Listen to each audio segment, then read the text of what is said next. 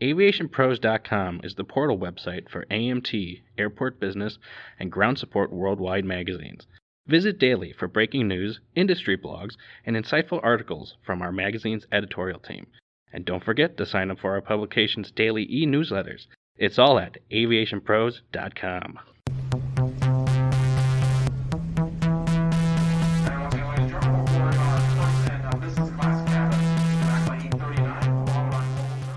Hello, everyone, and welcome to another edition of the Aviation Pros podcast. I'm Joe Petrie, Editorial Director for Aviation Pros. LaGuardia Airport recently brought a new solar panel array into operation to produce 1.7 million kilowatt hours of renewable energy to lessen the environmental impact of the facility. I recently spoke with Christine Weydig, Director of Sustainability for the Port Authority of New York and New Jersey, about LaGuardia's Solar Step Forward and the steps it takes to build a stronger sustainability plan at the airport. My first question for you today, and I really appreciate you taking the time to speak with us, is tell me a little bit about what spurred this investment at LaGuardia in putting in these solar panels. So the Port Authority has some really ambitious greenhouse gas reduction goals. We have, as part of that, one of our main focuses is on renewable energy. So in 2018, we were the first transportation agency to embrace the Paris Climate Agreement. What that means is we look to align our greenhouse gas reduction commitments with the 1.5 degree Celsius trajectory identified by the International Panel on Climate Change. And so that's what it meant for us to embrace the Paris Climate Agreement. And in 2018, we were in effect in the resistance since the federal government had backed away from commitments under the Paris Agreement. And so that was really our first step in raising our ambitions since over the past decade. Really, we had made initiated our first sustainability policy in 2006. But in the meantime, the world has really raised its collective level of ambition, and especially the federal government under the Biden administration has raised the U.S. government's commitment. So we now, as you know, there's a net zero by 2050 economy-wide goal and a 50 by 30 goal that the Biden administration has set globally. And we, in 2021, in November, we brought to our board an action to raise the organization's level of commitment. So when we did that, we also identified a number of projects that would demonstrate how we would get there. The projects that we know today aren't the sum total of what will be needed over the next handful of decades to achieve these aggressive goals. But what we do know is renewable energy is going to be one of the sharpest tools in our toolkit to achieve these reductions. So in addition to renewables, there's also a lot of work that we're doing around sustainable buildings. So you can think energy efficiency. Now we're even looking at full building decarbonization in terms of eliminating the use of fossil fuels. And we're also really focused on electrification of our fleet vehicles, both our light duty, medium, heavy duty, and our bus fleet. And those were the main focus areas that we identified in terms of how we would directly reduce our emissions. But when it comes to renewable energy, the devil is really in the details in terms of what the opportunities are. When we look at renewables, there are two ways to go about it. You can purchase grid scale renewable energy. So think of some massive wind farm or solar farm that is distant from customers, but the power is injected into the grid and can be purchased by customers. So that's one means through which to get there, and that's something that we also do. But what we felt was really important is prioritizing on-site renewable energy, and there are a number of reasons for that. First off, when you generate electricity on site, it's more efficient. You eliminate a lot of the line losses and other inefficiencies of delivering power long distances. In some cases, it could also add to resilience if you're also looking at energy storage as part of that on-site renewables deployment. But also, it's a really great public demonstration of your commitment to sustainability. So especially at the airports where there are millions of passengers that can see these solar arrays, we feel that it's really important to back up our pledges with actual physical manifestations of our commitment. So we've really made it a priority to look across our portfolio at on-site renewables opportunities. And we say renewables to leave space for other forms of energy like wind or geothermal. But ultimately, at this point in time, on-site renewables mostly means solar. So in looking at our portfolio of facilities, what we found was it's still hard to make it work because in some cases, either the roofs of our buildings are not suitable for solar for a number of reasons. Maybe they don't have the structural weight-bearing capacity, or maybe they're shaded by other buildings. And sometimes if we're doing something that isn't on top of the building, it could be too distant from where energy is needed. So it really does sort of narrow the field of opportunities. But specifically at LaGuardia, what was sort of the perfect complement of factors is we have a massive redevelopment program that we've undertaken at LaGuardia Airport. Much of the airport is new, and including this structure where we put this solar array. It's the parking garage that's proximate to the new Terminal B at LaGuardia Airport. So it was a new structure. And when we were building it, and we delivered the terminal and this parking garage via a public-private partnership. And so instead of having our private partner actually install the solar array, we made sure that the parking garage itself was constructed in such a manner that it could support solar. So for lack of a better word, it was solar ready. It had the weight bearing capacity that it would need to host a solar system. And so after the garage was opened, we looked at bringing in another private partner, in this case, an energy developer, to actually deploy the solar array on the rooftop. And so what we did was we went out for a competitive bid to the market. As a public entity, the Port Authority can't monetize a lot of the federal tax incentives that are really meaningful to implement a lot of solar projects. And so it made a lot of sense for us to bring in a private partner that would not only construct the project, but would own and operate the system so that they, as owner, potentially in partnership with other tax equity partners, can monetize some of the tax incentives. So that's the way we delivered that project specifically. And it gave us a good scale. The rooftop was of a decent size. It is publicly visible.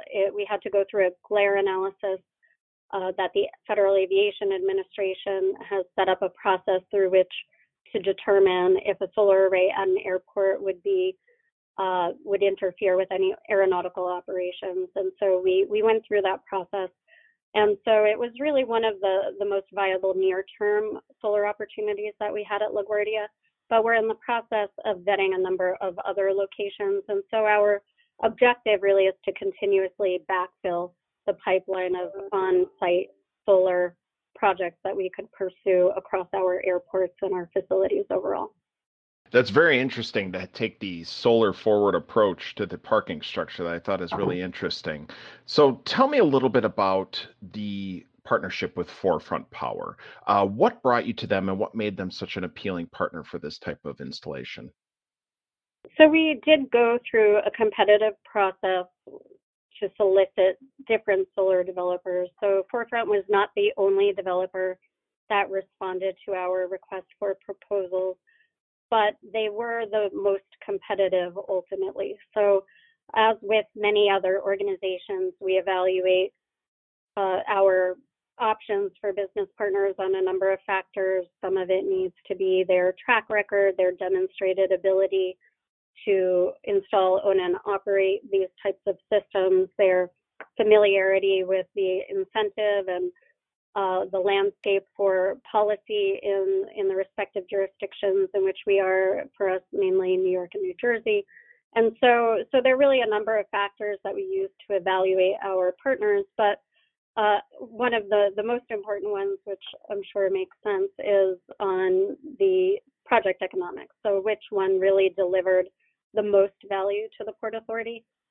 So the partnership that we have with Forefront is a power purchase agreement. So what that means is we enter into a contract to purchase the power that the solar system produces.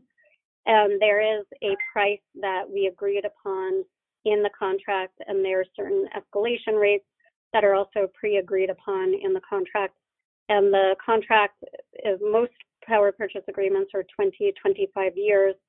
And so over the term of the contract, Forefront's proposal was the most financially beneficial, but it also, again, it was really about balancing the project economics and the reputation and experience of the firm. So Forefront really checked all of those boxes for us. And now you mentioned glare testing, and that's a common problem a lot of airports deal with. Was that the only difficulty as far as any regulations or anything from the FAA that you had to consider when putting together this plan? It wasn't the only one. It was the one, at least within my role in sustainability, that was the one that was the most important thing to vet on my side. But then within our aviation group, you need to go through a process to look at the airport layout plan and look at the impacts of any renewable energy project on the airport layout plan that is approved by the FAA. And so we went through that process as well. And because it's a rooftop array on an existing facility, it was determined that it was not meaningfully impacting the airport layout plan, but that's another step that needs to be taken. And you mentioned there were other areas on the LaGuardia property you're looking at for potential solar. Do you have any specifics on those? The list is long, but we're looking at a number of potential solar parking canopies. So there are a couple of parking lots at the airport that we're looking at for their solar potential. And then there's an old hangar building that we're also evaluating for its solar potential. And then some other open areas that could have a ground-mounted system. And so when we're looking at these opportunities, one of our biggest challenges, and this isn't just at LaGuardia, it's at some of our other airport facilities especially, but even our marine port facilities, is we are in the process of modernizing many of our facilities. And so even LaGuardia, even though we've just gone through a big redevelopment, there is more redevelopment that's expected at the airport. And so the other thing that we need to carefully balance is working with our redevelopment teams, looking at, even if there's a building or a parking lot or an open area that is available today, there's a possibility that it could be impacted by redevelopment over the relatively near term. Again, we need to keep these systems in place for a couple of decades for them to really pencil out and for us to really get the value out of the system. So what we often encounter is our colleagues at the airport can't commit to certain locations for that long a period of time. And so that's something, when I say we're vetting the locations, that's one of the first steps that we take is, will this be impacted by airport redevelopment? If yes, then we table it until the redevelopment is completed, and then we can revisit some of those opportunities. And you obviously have a pretty large overall sustainability plan for the entire authority. By putting this in place at that airport, can you explain a little bit about, was there anything that you guys look to address operationally as far as making sure that everyone's working a little more sustainably when it comes to energy usage? So as I mentioned earlier, we're really focused on our buildings and how those are not only constructed and operated, but also looking at user behavior and possible changes to that behavior that could make the operation more efficient. So in the built environment, when we look at sustainability opportunities, there are a number of different ways we address it. So if it's a new construction, we have sustainable design guidelines, and that means they're right now mostly modeled on LEED, but our engineering department right now is looking to align those guidelines to a net zero trajectory.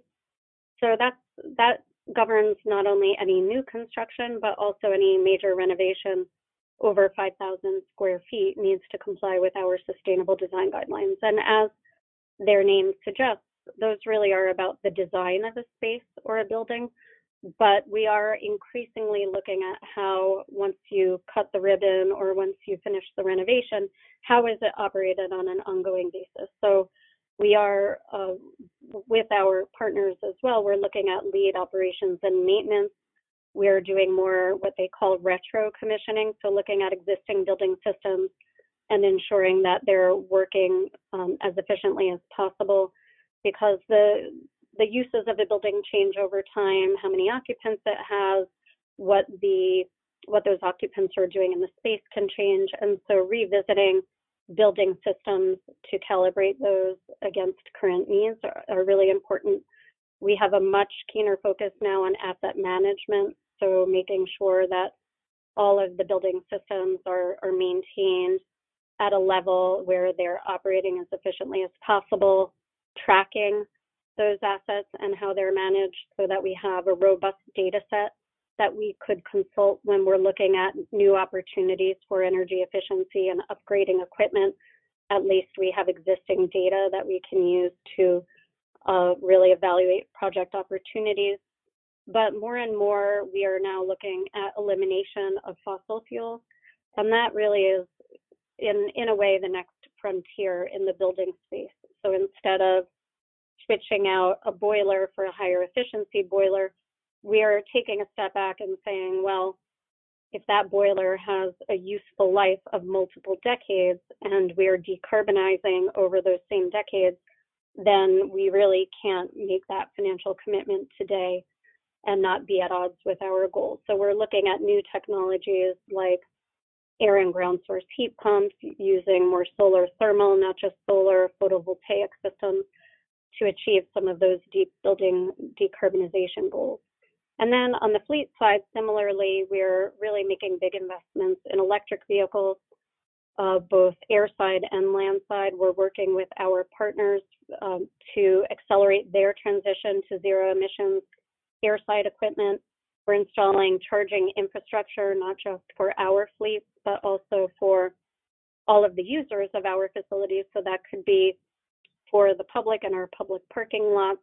We have a fast charge hub at JFK for hire vehicles primarily, and we're in the process of developing one at LaGuardia as well in partnership with the New York Power Authority.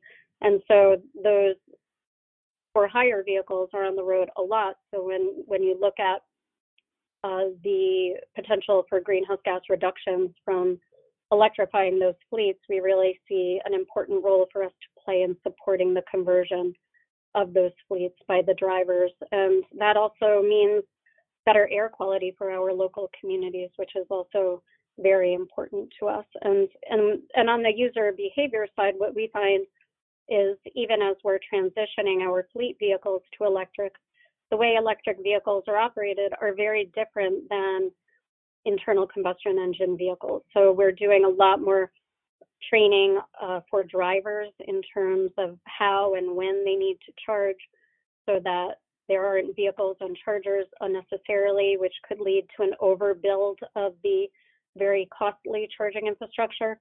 And so we're really focused on sustainability on multiple levels across our facilities. And it makes a lot of sense economically and environmentally for an airport to embrace items like, solar power to lower costs and everything like that. Can you explain a little bit about the process that Port Authority used in order to help get buy-in with any of the partners that work with the airport on a regular basis to make sure that they're able to embrace these types of sustainability initiatives? Because, there's work to be done on both sides, actually. You mentioned it could make financial sense if it's lower cost, clean, renewable energy, and that's true.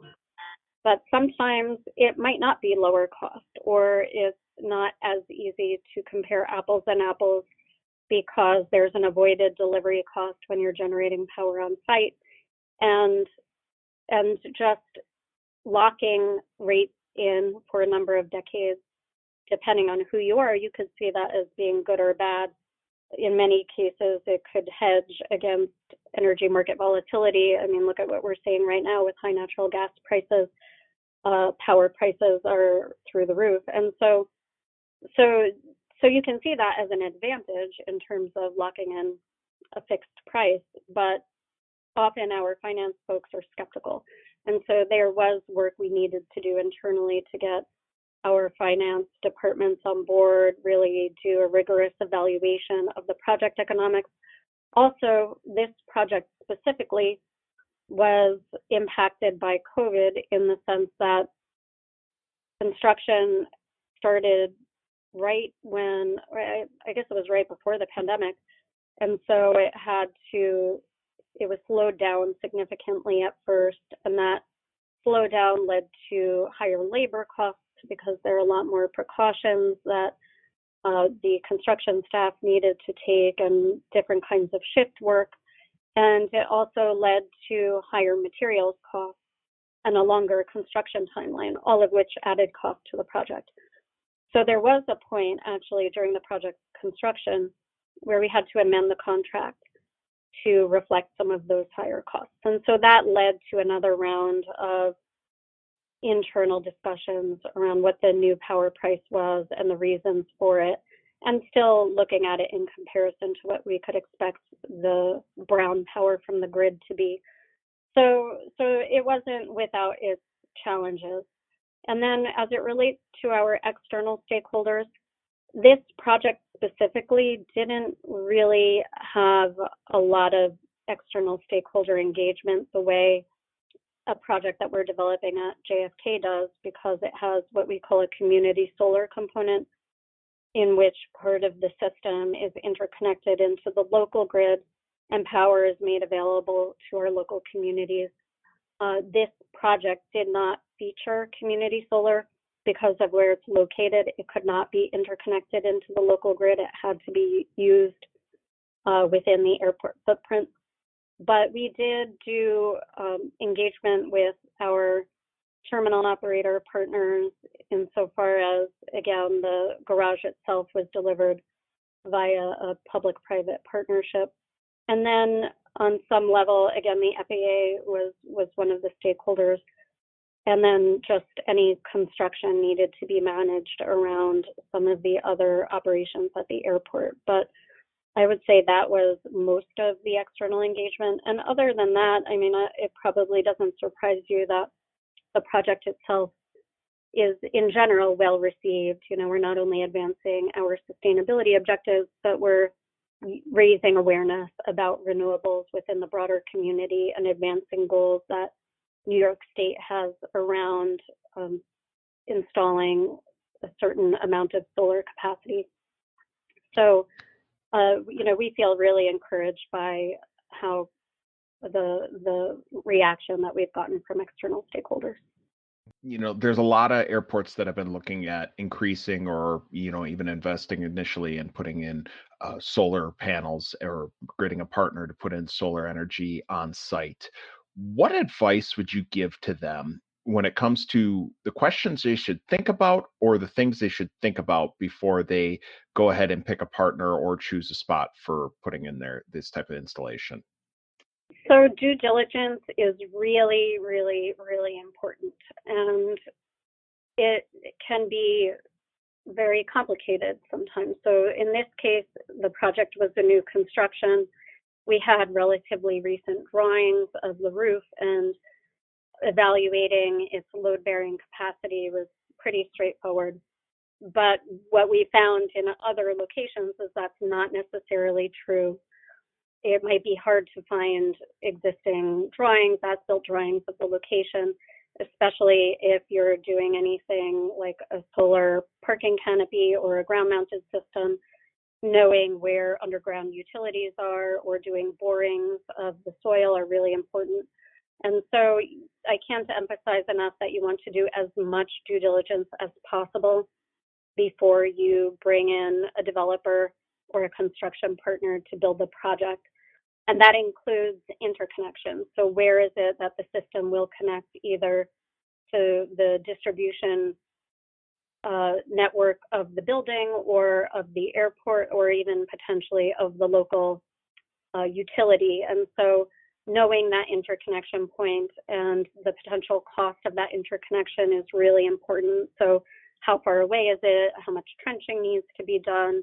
What are the expectations of the local utility in terms of resiliency or other construction requirements? Because even if that system isn't connecting into the local grid, the local utility has an interest, not just an interest, sort of a passing interest. They actually need to inspect and approve your system because there could be impacts on the local grid.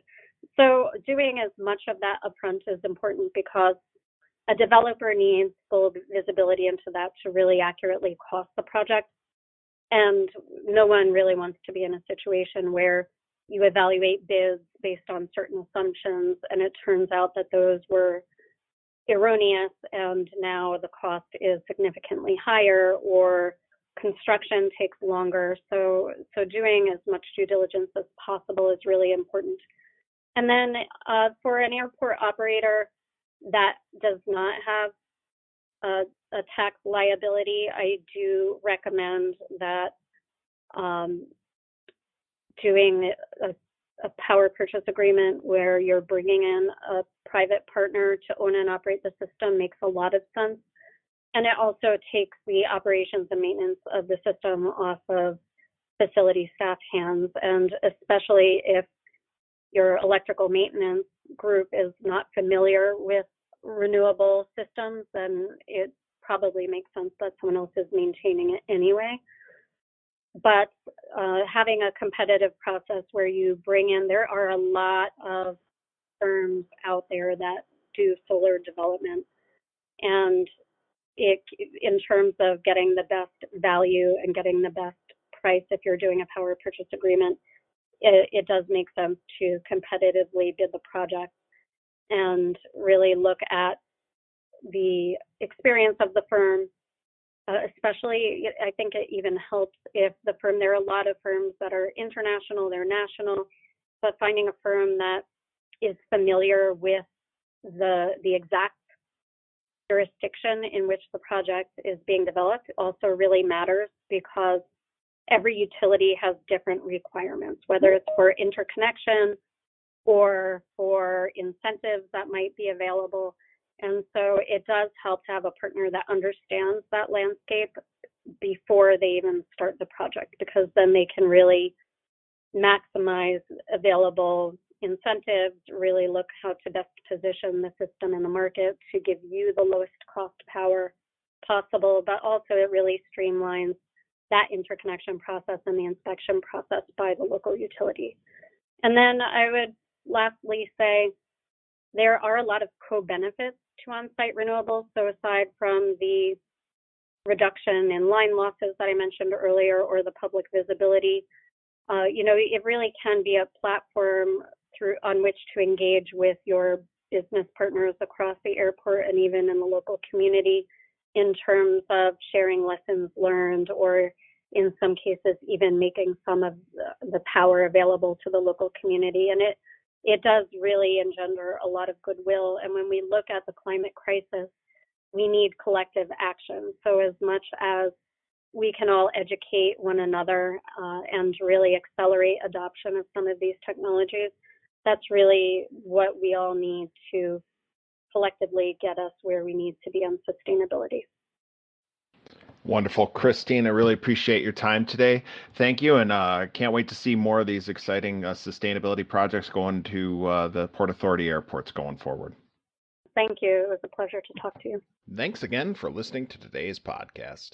Make sure to check out our March-April issue of Airport Business to learn more about sustainability best practices and the different options airports can consider when looking at solar power.